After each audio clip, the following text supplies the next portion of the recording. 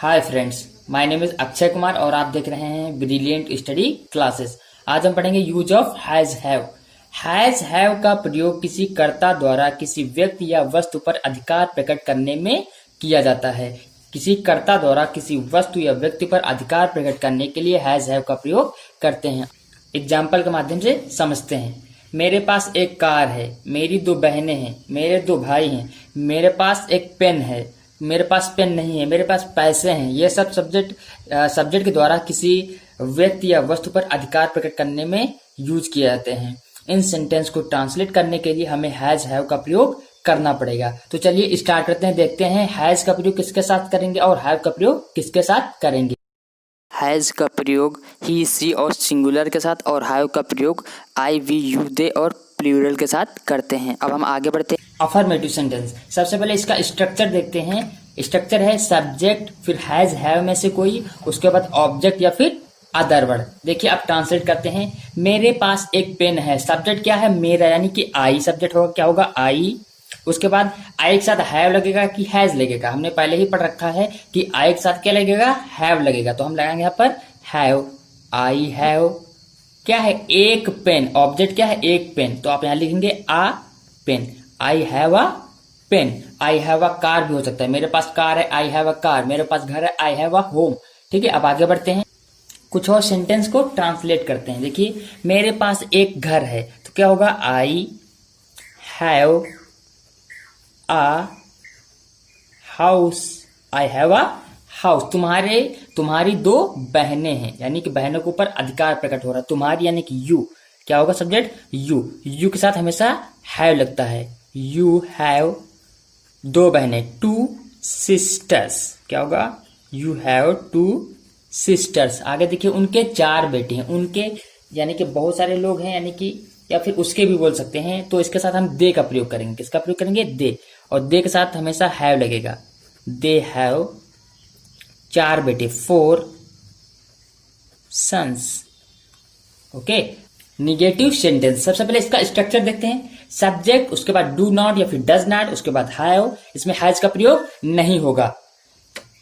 उसके बाद ऑब्जेक्ट या फिर अदर वर्ड। देखिए तो सबसे पहले देखते हैं डू नॉट किसका प्रयोग करेंगे, किसके साथ करेंगे, और डज नॉट का प्रयोग किसके साथ करेंगे। देखिए ध्यान से देखिए, डू नॉट का प्रयोग आई वी यू दे और प्लूरल के साथ करेंगे, और डज नॉट का प्रयोग ही सी और सिंगुलर के साथ करेंगे। अब आगे बढ़ते हैं, कुछ एग्जाम्पल के माध्यम से समझते हैं। तुम्हारे पास मोबाइल नहीं है, तुम्हारे के लिए यू होगा। यू के साथ क्या लगेगा? डू नॉट लगेगा। क्या लगेगा? डू नॉट लगेगा। You do not. उसके बाद हैव। उसके बाद आ मोबाइल या फिर मोबाइल कह सकते हैं। आगे देखिए राजेश के पास घर नहीं है। राजेश क्या है? एक सिंगुलर है। क्या होगा? राजेश। सिंगुलर के साथ डज नॉट का प्रयोग करेंगे। Does not. उसके बाद हैव, घर, हाउस या फिर home. Okay, Rajesh does not have home. आगे देखिए उसके पास कार नहीं है। उसके यानी लड़का भी हो सकता है, लड़की भी हो सकती है। तो हम यहाँ पर ही लिखते हैं। ही सिंगुलर है तो उसके साथ भी डज नॉट का प्रयोग करेंगे। He does not have a car. आगे बढ़ते हैं, हम पढ़ेंगे। देखिए उसकी दो बहनें नहीं हैं, तो इसके साथ हम लगा सकते हैं सी, लगा सकते हैं। She does not have two sisters. अब हम बढ़ते हैं इंटेरोगेटिव सेंटेंस की। इंटेरोगेटिव सेंटेंस, सबसे पहले स्ट्रक्चर पढ़ते हैं। डू या फिर डज, उसके बाद सब्जेक्ट, नॉट है तो नॉट लगाइए, उसके बाद हैव, उसके बाद ऑब्जेक्ट, उसके बाद अदर वर्ड, उसके बाद क्वेश्चन मार्क लगाना मत भूलिए। देखिए इसमें क्वेश्चन पूछे जाएंगे। ठीक है, क्या तुम्हारे पास पैसे हैं? क्या तुम्हारे दो बेटे हैं? ऐसे क्वेश्चन पूछे जाएंगे। देखिए अब एग्जांपल के माध्यम से समझते हैं। क्या तुम्हारे पास पैसे नहीं हैं? तो क्या तुम्हारे, सब्जेक्ट के अकॉर्डिंग लगाएंगे डू डज का। ठीक है, तो समझे सब्जेक्ट क्या है? तुम, यानी कि यू होगा। यू के साथ हमेशा डू लगेगा। क्या लगेगा? डू। उसके बाद सब्जेक्ट यू, तुम्हारे का यू होगा। उसके बाद नॉट तो है नहीं, है, नॉट है। देखिए यहाँ पर लगाइए नॉट। Do you not. उसके बाद हैव, मनी, पैसे को मनी बोलते हैं। उसके बाद क्वेश्चन मार्क। आगे देखिए, क्या उनके पास घर नहीं है? क्या उनके यानी बहुत सारे लोग हो सकते हैं, तो उसका लगाएंगे दे। दे के साथ हमेशा डू लगेगा, डू दे। उसके बाद क्या लगाएंगे? Not have a home.